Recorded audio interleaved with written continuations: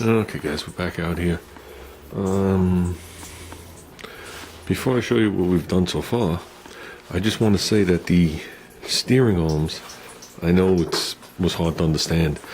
The steering arms, where they bolt to the back of the knuckle.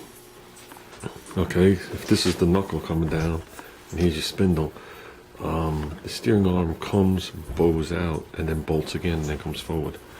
So if you take it from this side of the car with the bow and go to put it on the other side, it actually hits the spindle. So you can only put it on one side of the car, unless you put it upside down, but I didn't do that.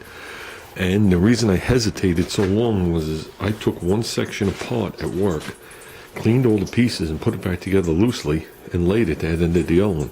So I couldn't figure out how I had them on backwards. And if you didn't pick up in the video, which was there was stuff chopped out of it, the arms were on right. I just sucked in the tie rods. When I think back to when I pulled the original tie rods apart, I only had a little bit of thread showing on either side. So right now, the car is way out of alignment. It appears right, but the wheels are hanging. You know what I mean? When I put this on the ground, it's going to be way out. So we will take care of that. I do have to dig out my plates and get the back tires on there, but right now we're good. I replaced these nasty things, even though they're clean on the inside.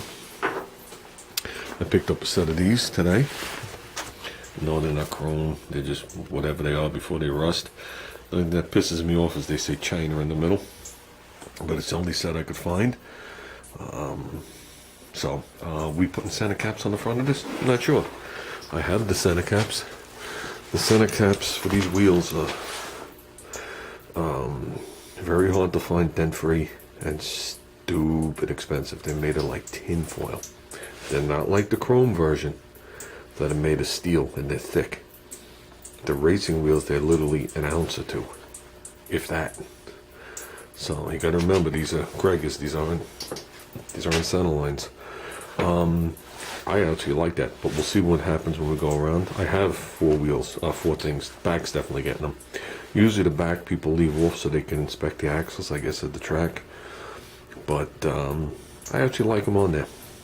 So they're packaged up. They're sitting in the house. They're actually deep, but since the wheel is so deep, they only stick out probably about to here. So I always like the skinny front wheel with a center cap sticking out past the center, if you could, like an old 3.5 Krieger. I always thought that was cool. The spokes stuck out past the wheel. But whatever. We're getting past that. We're going to work on some brakes today a little bit.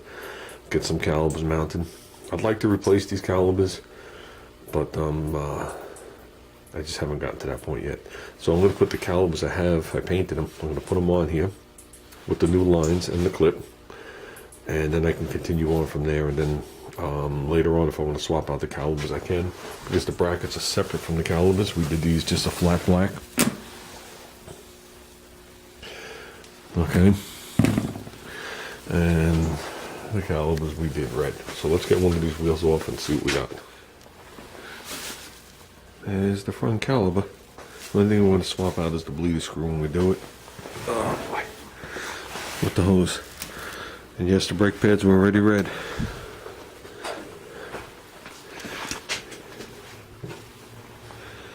The outer pads I touched up a little bit.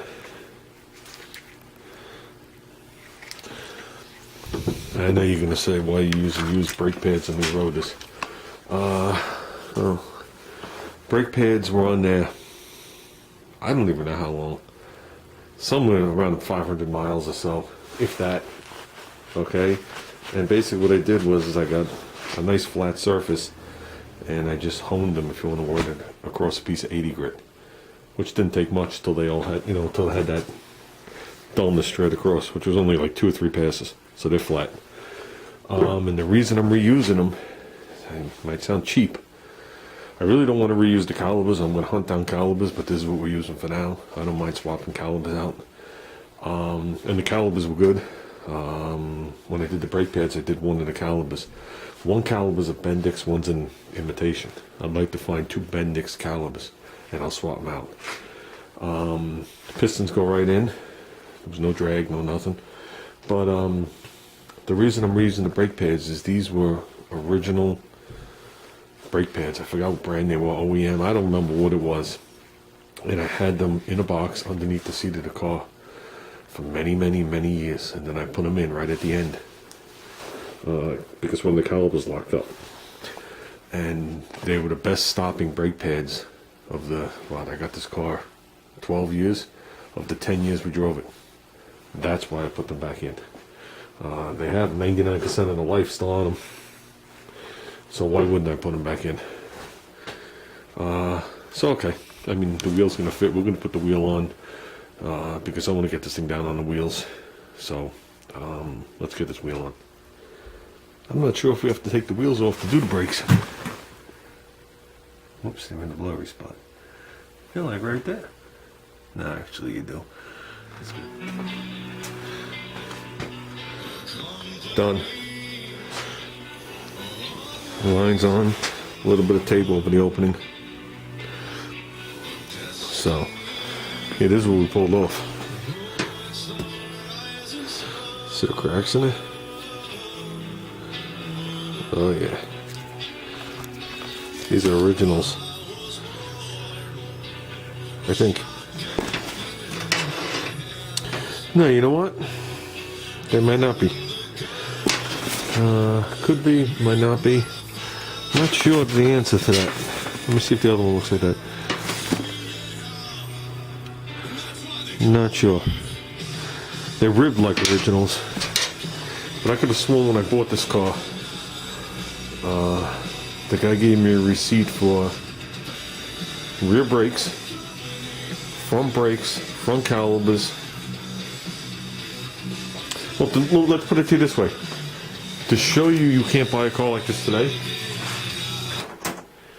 and bear in mind it had 29,000 miles on it. This was bought from the old lady. That's how the dent got in the door. She pulled into the garage and missed the opening and dented the door. The grandson, I think it was the son, I think it was the grandson, took the car away from her. Okay. Then this older gentleman bought it, and he bought it, had, I have to look at the thing, 22,000 miles on it. Okay, this car's got the full service history also. Had 22,000 miles on it. He used it to 29,500 and change. And at that point, he was in his mid-70s. I think 74, 5, 6, 7, 8, something like that. And he thought it was time to pass it on. And when he bought the car, he brought it to his local guy, and they put 4 shocks in it, a full exhaust system in the car, a complete tune-up. They did front brakes, front calipers, front hoses, rear brakes, and 4 tires. And he still had the original buyer's ply tires sitting there. Okay. And I think that was about it. Just a basic go through that you would do, I guess, when you're buying an older car. And I bought it, 7,000 miles later, whatever it was. Right near the end, the exhaust was done.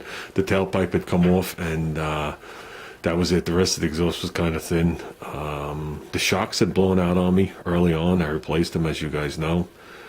Well, not early on, but the shocks blew out. The rear shocks, back then I switched for spring shocks. And then later on I bought leaf springs with an extra leaf. That's why the car sits a little higher in the back. And I've done many sets of front brakes on this thing. But this car was reliable. Oh, and I also did a radiator. The guy said to me when I bought it, he goes, the radiator seeps a little. He goes, I put some stuff in there. He goes, I'm going to be totally honest with you. I said, okay, fine. And it only had this tiny little radiator in it with these big tin plates on either side. So I went online and I ordered 5 liter, which would have been a 304 radiator, which took up the whole opening. And that's what was in this car the whole time. And at the time, I bought them at some closeout thing, brand new radiators for $89. I bought 2 of them. And I didn't realize that 2 months later one would go in the wagon. But to make a long story short, we paid $1,000 for the car.